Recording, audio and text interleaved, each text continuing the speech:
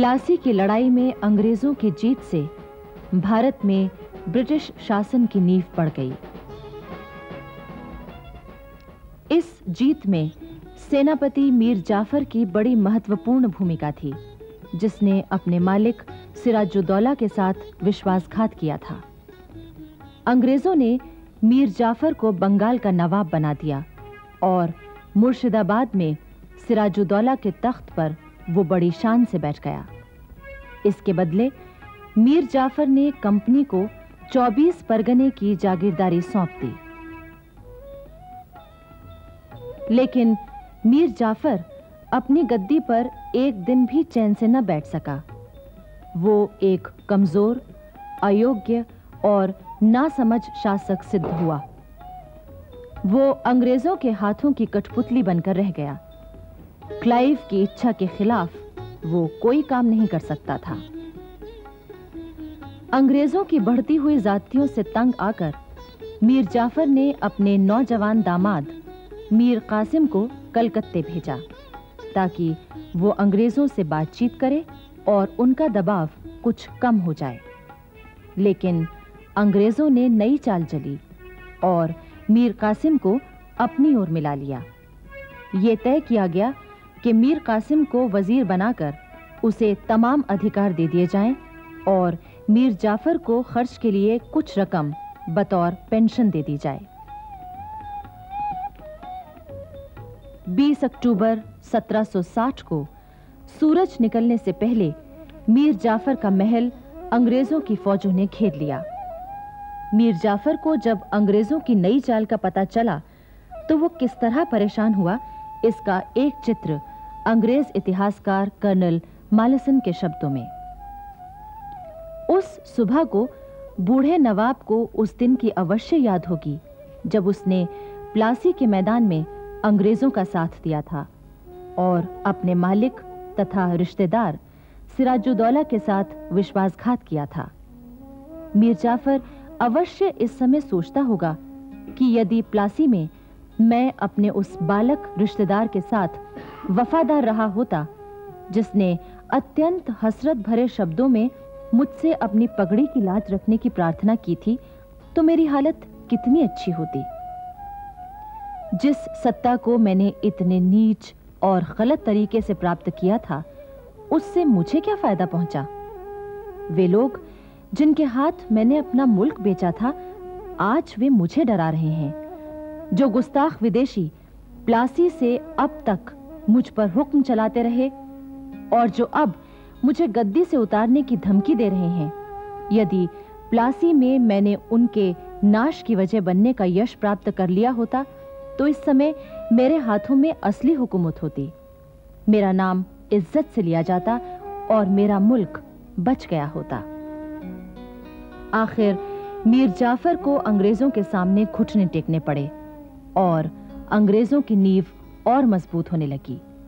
उन्होंने मीर कासिम से बंगाल के 3 जिले और ले लिए, साथ ही 3 करोड़ रुपए का सोना आदि वसूल किया। सन 1759 में दिल्ली की गद्दी पर मुगल बादशाह शाह आलम बैठा। अंग्रेजों ने अपनी चालों से शाह आलम को अपनी ओर मिलाने की कोशिश शुरू कर दी। उस समय सारे भारत पर अपनी हुकूमत जमा लेने के लिए अफगानों, मराठों और अंग्रेजों के बीच तिकोना संघर्ष शुरू हो चुका था। देश को विदेशी सत्ता के चंगुल से बचाने का उस समय एक ही उपाय था कि सभी देशवासी किसी एक शक्ति के नेतृत्व में संगठित हो जाते। वो शक्ति थी मुगल सम्राट।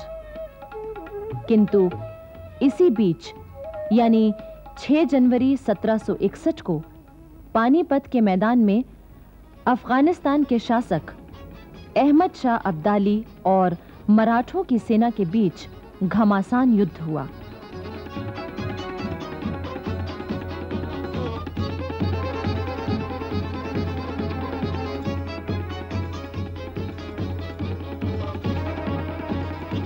मराठे तो हार गए, पर अब्दाली को भी जीत के बावजूद काफी नुकसान उठाना पड़ा।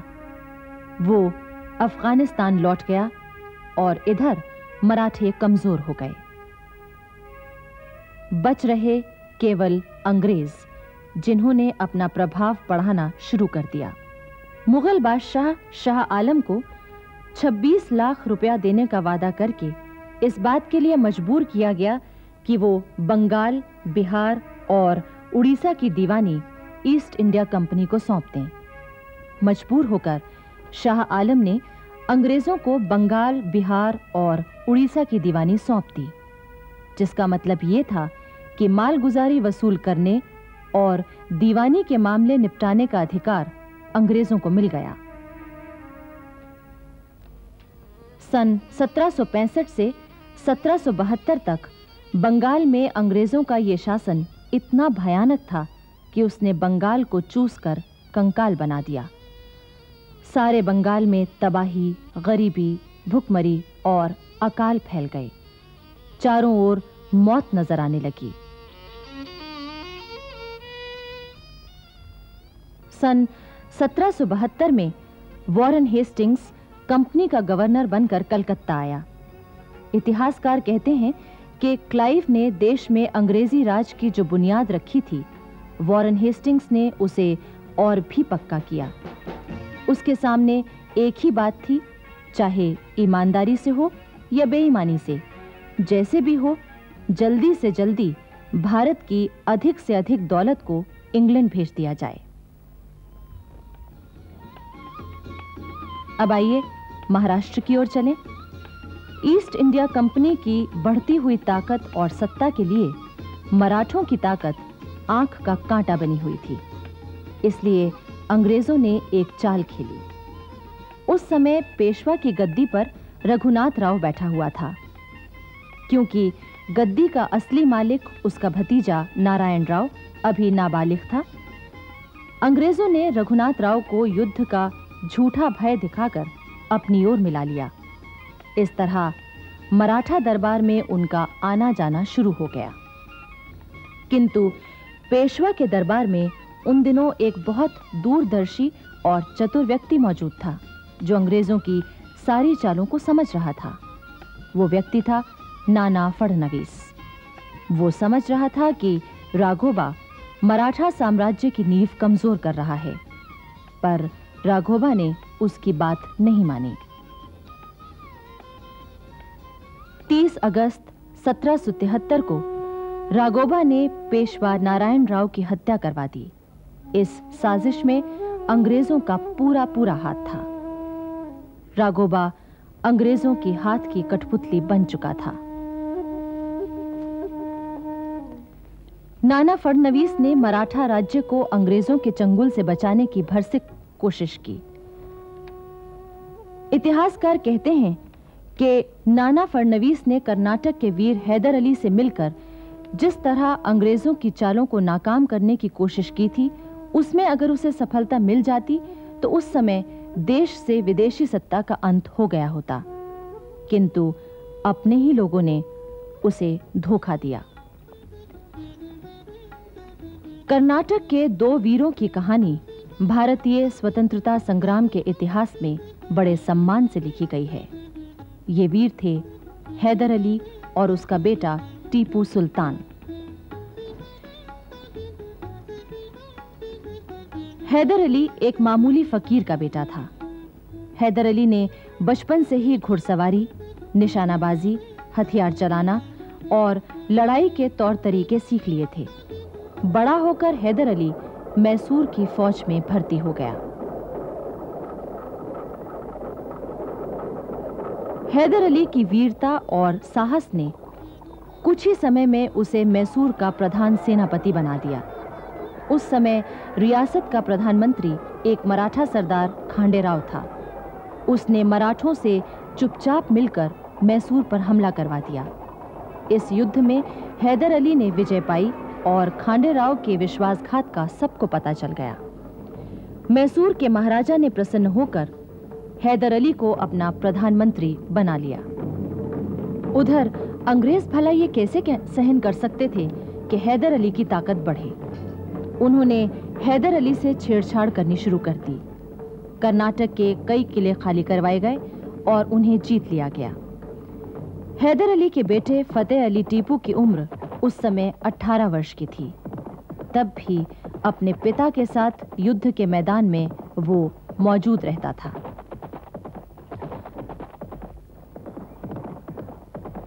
कर्नाटक को अंग्रेजों से खाली कराने और उस पर अधिकार करने के बाद हैदर अली ने टीपू को 5000 सैनिकों के साथ मद्रास की ओर भेजा, जहां अंग्रेजों का जमाव था।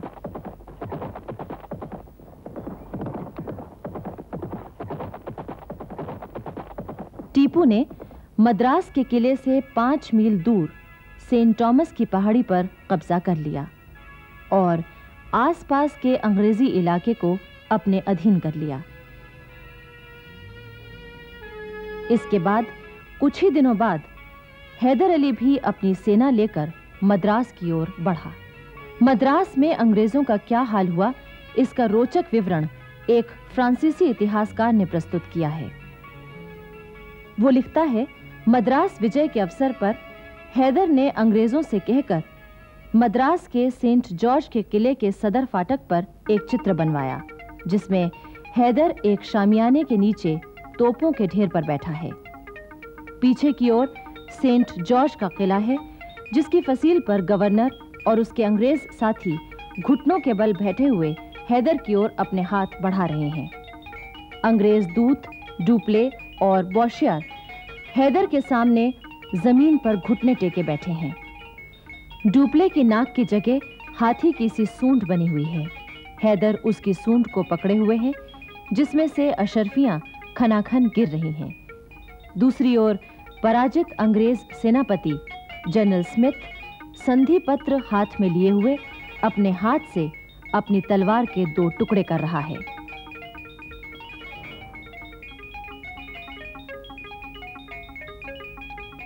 अंग्रेजों की इस हार का असर यह हुआ कि इंग्लैंड में ईस्ट इंडिया कंपनी के हिस्सों की दर गिरकर 40% रह गई। हैदर और टीपू की विजय की खबरें पहुंचते ही इंग्लैंड में कंपनी की साख गिरने लगी।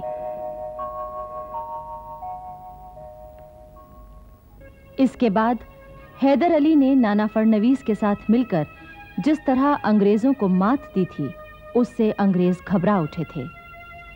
लेकिन 6 दिसंबर 1782 की रात को हैदर अली की अचानक मृत्यु हो गई, जिससे नाना फडणवीस की सारी आशाएं चूर-चूर हो गईं।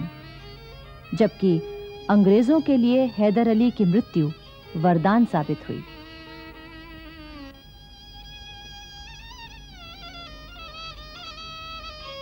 हैदर अली के बाद उसका बेटा टीपू सुल्तान कर्नाटक का शासक बना।